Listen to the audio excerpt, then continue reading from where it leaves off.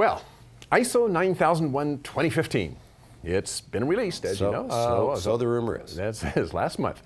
And as we have talked about on this show, there are some new concepts and new vocabulary, as well as new ideas, like, well, maybe not necessarily new, but more, let's say, more emphasized ideas like risk that are either being introduced for the first time or being, let's say, more emphasized. And here to clarify some of these new ideas and vocabulary is Chad Kymal, CTO and founder of Omnex. We have Chad on the phone from us from, I think he's in Madrid, Spain. Is that right, Chad?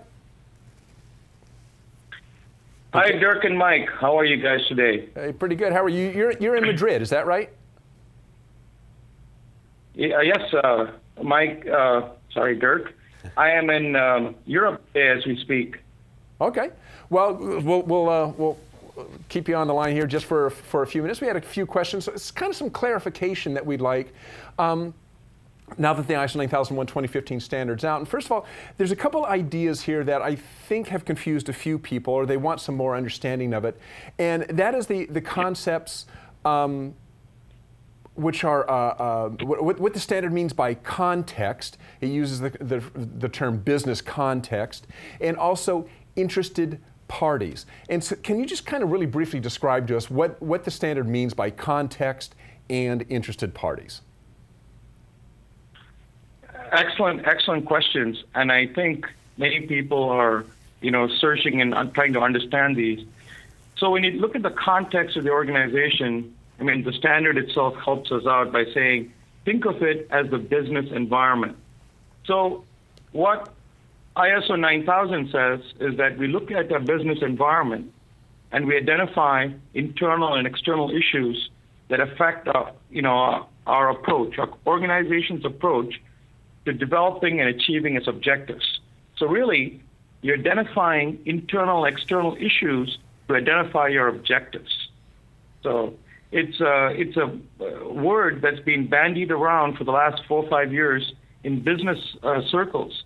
And I tell you, the real important part of this, how it's going to get audited and how it's going to get implemented is, in business, as is used in business today, what the management gurus have been trying to say is that the context of a plant in Alabama needs to be different from the context in Michigan, or very different from the plant or the organization's environment that's in India or China.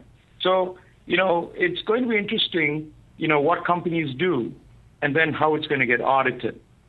So that's context.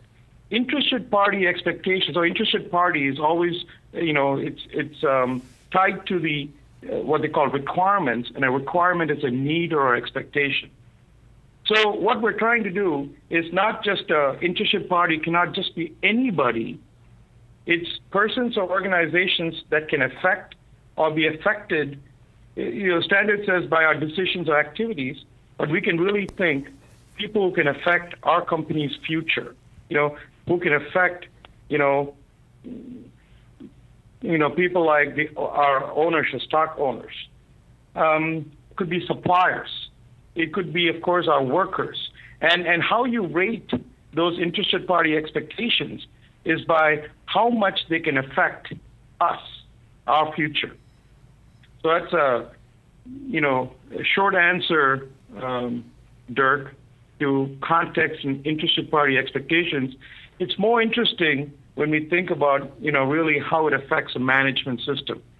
Please go ahead. So, Chad, this is Mike, and I had a question for you. And you were just talking about context of the organization and interested parties. So why is understanding those two things important when it affects, say, risk management, which, we know is a key element to the new standard? I really like this new ISO 9001:2015. And one of the reasons is really it clarifies a lot of things. And with the high-level structure, the idea of a management system has to be the same across the board, whether it's EMS, QMS, OSHAS. And so it's the whole idea is the interacting elements of a management system, that is defined as the interacting elements of an organization to establish policies and objectives, and then it's very, very key to understand and processes to achieve these objectives. And I love that because, in the end of the day, processes help us meet objectives. So I'll dive into that much deeper in our webinar. I think it's sometime next week. Is it Wednesday next week, Mike? Thursday. It's on Thursday. Yep. Thursday. Yep. You're currently. Thursday. So. You're currently, you were currently at the AIQG aerospace meeting in Madrid, which is interesting that you're at an aerospace meeting because we get a lot of questions, both via email and also on our webinars. And very often people will mention that they have some other QMS, for instance, AS9100, which is the aerospace QMS, and they want to know if they are going to have to start from scratch when AS9100 2016 comes out. So how does AS9100 currently address risk, and is it going to change to match the idea of risk embraced by ISO 9001 2015, or do we even know yet? Yeah, AS9100 is fairly well developed, and there have been a series of meetings, of course, in Madrid, and what they call the a coordination draft it's done, and it's going to get balloted. But let me just say this. Continue on with the idea of risk, and we'll talk about AS9100 and risk. So the 4.1 are the context, those internal and external issues that affect our organization, and the interested party expectations. Then the idea is it drives our planning. They don't say business planning, but they just say planning because we're talking about the quality management system. And it says it influences the planning of a management system to achieve results. So you can say that the results are objectives. All right. So this whole idea is, the influence of our policies, our interested party expectations, and our context, internal, external issues, driving our objectives.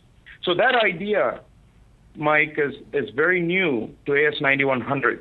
So AS9100, of course, had risk in it, but it was tied to the product realization. And that idea of risk is still there.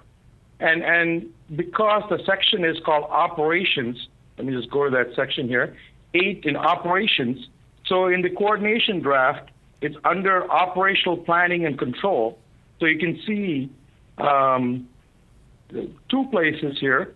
So you'll see it under operational planning and control. And then you'll also see a whole new section for risk. Hang on one second. And 8.1.1, operation risk and management. So that's the continuation of the AS9100 Rev C idea of risk. This idea of business, I don't want to call it business, let's call it quality management systems risk, is new. And so AS9100 implementers have to keep that in mind. I'm going to be spending a lot more time just talking about AS9100 in one of our future webinars at Omnex, but maybe this will suffice for now. Okay, appreciate that. Oh, excuse me, Chad. So I just want to let you kind of mentioned it a few seconds ago. If you want to learn more about implementing context, interested party expectations, and planning for ISO 9001 2015, ISO 14001 2015, and ISO 45001, which is going to be kind of the replacement for the OHSAS 18001. You can check out our webinar on Thursday, October 29th at 2 p.m. Eastern, 11 a.m. Pacific. That's going to be with myself and Chad. So, yeah, Chad. I'm going to be sharing it with examples, and I think that's the best way to understand what it is. And I'm going to treat it holistically. That's what we at Omnex like to always emphasize. Don't compartmentalize quality, environmental, health, and system. Think about risk and think about setting, results holistically, and then, implementation is much easier, and it lines up with how top management thinks about things. And so I'm looking forward to the webinar.